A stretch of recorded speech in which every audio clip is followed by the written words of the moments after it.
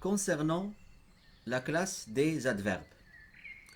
L'adverbe, c'est le mot qui modifie le sens d'un autre mot, souvent le verbe, mais aussi l'adjectif ou bien un autre adverbe.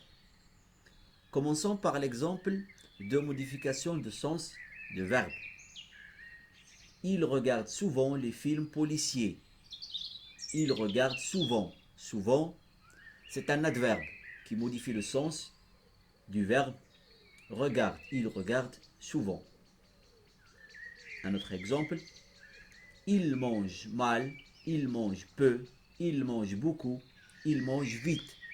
Ce sont des adverbes qui modifient le sens du verbe manger. Parfois, l'adverbe modifie le sens d'un adjectif. Il modifie le sens d'un adjectif. Souvent, il travaille sur le verbe. Mais parfois, on trouve que l'adverbe modifie le sens d'un adjectif. Commençons par un exemple. Ces jeunes sont très drôles. Très drôle. Drôle, c'est un adjectif. L'adverbe très modifie le sens de l'adjectif drôle. Très drôle. Ces jeunes sont drôles. Ces jeunes sont très drôles. Des histoires bien longues. Des histoires bien longues. Des histoires bien longues. Alors, l'adverbe bien modifie le sens de l'adjectif longue. Parfois, l'adverbe travaille sur un autre adverbe. Il modifie le sens d'un autre adverbe de même nature. L'état d'urgence a duré trop longtemps ou bien très longtemps ou bien assez longtemps. Trop, très et assez, ce sont des adverbes d'intensité ou bien de quantité qui modifient le sens de longtemps. Alors l'adverbe, il fait ou bien son travail, c'est une dérivation de sens, une modification de sens. À savoir que l'adverbe, c'est une classe de mots invariables. Ce sont des mots invariables. Alors, nous avons les adverbes de manière. Bien, mal, debout, ensemble, mieux. Nous avons aussi les adverbes de quantité, comme assez, peu, beaucoup, trop, très, plus, assez, autant. Aussi les adverbes de négation. La négation, ne pas, ne rien, non, ne jamais, ne plus, ne point. D'affirmation, oui, si, sûrement, vraiment, certainement, sans doute. Lorsqu'on parle de deux mots qui forment un adverbe, par exemple sans doute, sans cesse, ce sont des locutions adverbiales. L'adverbe peut changer le sens vers le doute. Probablement, peut-être, locution adverbiale. Apparemment, ce sont des adverbes qui modifient le sens vers le doute. Le lieu, ici, là, dedans, derrière, où, dessous, dessus, c'est-à-dire sous, partout, ce sont des adverbes de lieu. De temps, par exemple, longtemps. Alors, l'adverbe, il a deux caractéristiques. D'abord, les adverbes ne s'accordent pas, ni en genre, ni en nombre. On donne des exemples. Par exemple, nous avons Karim est trop petit. Trop, T-R-O-P, petit, trop petit. Même si on change le sujet, par exemple, on dit Karima, trop va rester invariable. Karima est trop petite ou bien est trop grande, sans changement. Les enfants avancent doucement.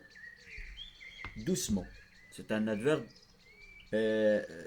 qui est dérivé d'un autre adjectif qui est douce, doucement. Alors, pour la dérivation de l'adverbe ou bien comment on peut avoir des adverbes commençant par des adjectifs lent ou bien lente, lentement, violent, violemment, ou bien revenons vers le nom, dire la violence, violent, violemment, l'intelligence, intelligent, intelligemment.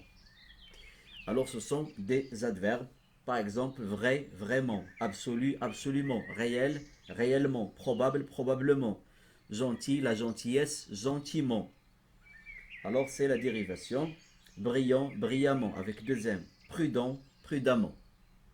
Alors, ce sont les généralités concernant les adverbes. Et après, Inch'Allah, on va travailler les adverbes avec des exemples. Pour la classe des prépositions, à savoir à, de, par, pour, sans, chez, en, avec, dans, au. Il y en a d'autres. Alors, les prépositions, ce sont des mots de liaison. Pour, par exemple, donner plus de précision au nom, on opte pour l'utilisation des prépositions ou bien les groupes prépositionnels. Le train de Paris. Ici, on a ajouté des précisions concernant le train. Le train de Paris. De Paris, c'est un groupe prépositionnel qui ajoute des informations concernant le train. Le train de 18h. Les stylos de mon ami. Alors, ce sont des mots de liaison qui ajoutent quelque chose au nom pour donner plus de précision, plus d'informations et plus de clarté dans le style. Aussi, il y a sous forme de subordination. De Paris, c'est lié et subordonné au nom qui est le train. Alors, ils introduisent un mot ou groupe de mots et on les appelle groupes prépositionnels. Donnons un autre exemple, mais concernant le verbe. Les prépositions peuvent intégrer, ou bien ce sont essentielles pour intégrer un complément d'objet indirect. Elle raconte à ses camarades. Elle raconte à qui? À ses camarades. Raconte, c'est un verbe transitif indirect. On a utilisé la préposition à avec accent pour ajouter le complément d'objet indirect à ses camarades. On pose la question, elle raconte à qui? Le groupe prépositionnel, c'est à ses camarades. Alors, nous avons des prépositions qui sont contractées. Par exemple, à plus le égale à o. A plus les, o avec x. À lequel, auquel. A plus 2, du. A plus d, d. Aussi, nous avons des locutions prépositionnelles. Qu'est-ce que ça veut dire? Des locutions, ce sont des groupes de mots qui sont constitués par des prépositions ou bien des prépositions avec d'autres mots. Par exemple, à côté de. Trois mots. C'est une locution prépositionnelle. Grâce à cause de. Voyons maintenant l'exemple de. Cet exemple est donné pour savoir le sens de deux. Parce que le sens il change selon l'utilisation dans la phrase. Par exemple, il vient de l'Égypte. Il vient d'où? De l'Égypte. Ici, de nous donne l'origine d'où il vient. Les stylos de mon ami. Les stylos de qui? Ou bien à qui? C'est l'appartenance, la possession. Aussi, il rêve de voyager. Il rêve de quoi? L'objet de ses rêves, c'est les voyages. Alors, à noter que les prépositions, ils sont invariables, ils introduisent un mot ou un groupe de mots appelé groupe prépositionnel et le groupe de mots introduit par la phrase avec une préposition s'appelle groupe prépositionnel. Ce sont des mots de liaison et de subordination à la fois. Alors, achevons cette leçon avec ces deux dernières classes grammaticales qui sont les conjonctions et les interjections. D'abord, commençons par les conjonctions. Les conjonctions, ce sont des mots de liaison qui relient deux éléments. Lorsqu'on parle de la liaison de deux éléments de même statut, de même fonction, on parle des conjonctions de coordination. Ils sont connus, mais ou et donc ornica. Il y a d'autres locutions et d'autres mots de liaison qui sont aussi censés lier les mêmes fonctions dans la phrase, les éléments de la phrase, ou bien les composants de la phrase. Commençons par des exemples. J'ai rencontré un homme beau et intelligent. Ici, on a associé, on a fait une sorte d'addition, beau et intelligent, deux qualités octroyées à cet homme, deux adjectifs. Alors, on a associé deux adjectifs qui ont le même statut, la même fonction dans la phrase. Ils donnent des caractéristiques de cet homme qui est beau et intelligent. Nous avons encore ou pour l'alternance, pour le choix. Voulez-vous un café ou un chocolat chaud? Ici, on a un café et un chocolat chaud, deux éléments qui ont le même statut de groupe nominal. Aussi, nous avons la valeur causale, la cause-effet, avec car. Alors, il est absent car il est malade. Alors, la relation cause-effet. Mais pour l'opposition, il est fatigué, mais il va bien. Or, c'est pour l'enchaînement et le raisonnement. Ça, c'est pour les conjonctions de coordination. Aussi, nous avons les conjonctions de subordination. Souvent, dans une phrase complexe, nous avons deux propositions. Deux petites phrases dans une phrase qui est complexe. Par exemple, appelle-moi quand tu es prêt. Appelle-moi, c'est une proposition. Tu es prêt quand tu es prêt, une autre proposition. Ici, on a joigné les deux propositions avec la conjonction de coordination quand. Aussi, dans l'expansion avec une phrase complétive, commençons par un autre exemple. Je vous informe que nous organiserons une sortie.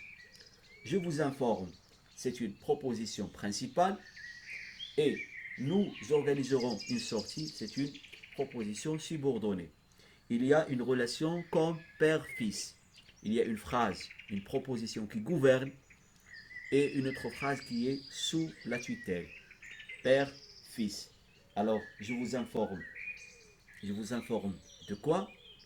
Que nous organiserons une sortie. Alors, que et quand et si, par exemple, donnons un exemple de la condition avec si. Alors, on va dire, si vous achetez vos places avant le 15 novembre, nous vous ferons une remise.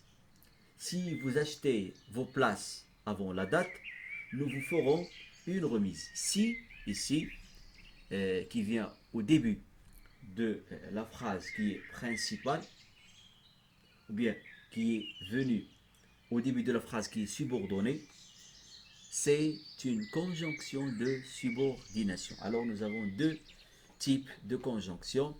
Les mots de liaison qui relient les éléments de même nature, de même statut, de même fonction, et aussi ceux qui sont des subordonnants qui intègrent des propositions dans une phrase qui est complexe. Ils sont appelés conjonctions de subordination.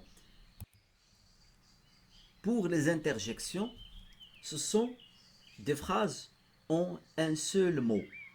Par exemple, chut, aïe, zut. Ce sont des phrases exclamatives. Nous avons, ces phrases peuvent exprimer l'ordre, le sentiment, le bruitage, le bruit. Par exemple, l'ordre. Chut, halte. Un agent de police qui veut arrêter un conducteur, halte, c'est-à-dire arrêt obligatoire. Halte, c'est une interjection qui exprime l'ordre. Le sentiment, ouf, mince, aïe, ce sont des interjections qui expriment le sentiment. Le bruit, plouf, poire, ce sont des interjections, ce sont des mots et à la fois ce sont des phrases, on dit des phrases averbales. Parce que nous avons des phrases verbales, ou bien des phrases, oui, verbales, avec le pivot un verbe, les phrases nominales, et nous avons des phrases comme interjection, ce sont des phrases averbales.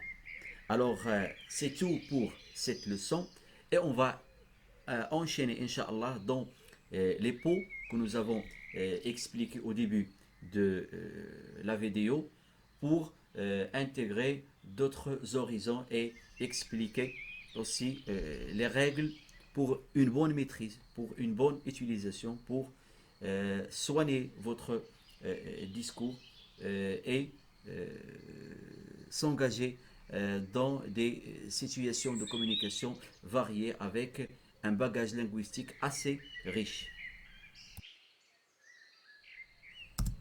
Il nous reste à savoir les locutions. On a commencé par les catégories de mots. Les mots singuliers, les mots séparés. Maintenant, le regroupement. Une locution, c'est une suite de mots.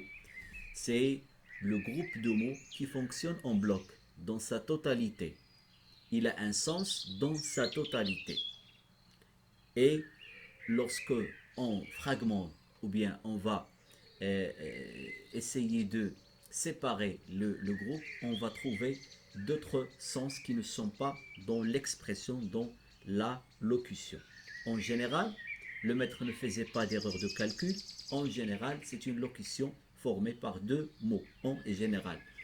C'est une locution adverbiale. Pourquoi? Parce que il est substitué par généralement. Le maître ne faisait pas d'erreur de calcul. Le maître ne faisait pas généralement d'erreur de calcul. Elle est de bonne humeur, attribut de sujet, de bonne humeur, locution formée par trois mots. Elle est joyeuse, elle est de bonne humeur. Trois mots pour une locution qui fait ou bien qui joue le rôle d'un attribut de sujet avec un verbe d'état qui est le verbe être. Ce fleuve disparaît au-dessous du château. Au-dessous, locution adverbiale, sous du château, de lieu, à condition que trois mots pour une locution, pour la signification, pour le sens de la condition si. Mise à pied, renvoyé, suspendu. Un patron a mis à pied, a mis à pied son ouvrier fautif, c'est-à-dire il l'a suspendu, il l'a renvoyé de son travail pour la faute commise. Alors, on a commencé par le mot et on a travaillé le petit groupe, c'est la locution, aussi le groupe nominal, et après on va voir la phrase parce que la communication se fait par énonciation dans des conditions, dans des circonstances de communication et la combinaison des mots pour former une phrase complète qui est censée exprimer l'idée voulue par l'interlocuteur, par l'énonciateur. Alors c'est la fin de cette vidéo. Je tiens à vous remercier d'avoir accordé l'attention à cette séquence parce que ce projet vient d'être commencé. Je vais essayer d'enchaîner avec d'autres séquences, d'autres vidéos sur ma chaîne qui est la vôtre. Aussi parce que le contenu est assez long, je vais essayer de faire le découpage. Je vous en prie de partager le maximum possible ces contenus là avec votre collègue et à la prochaine.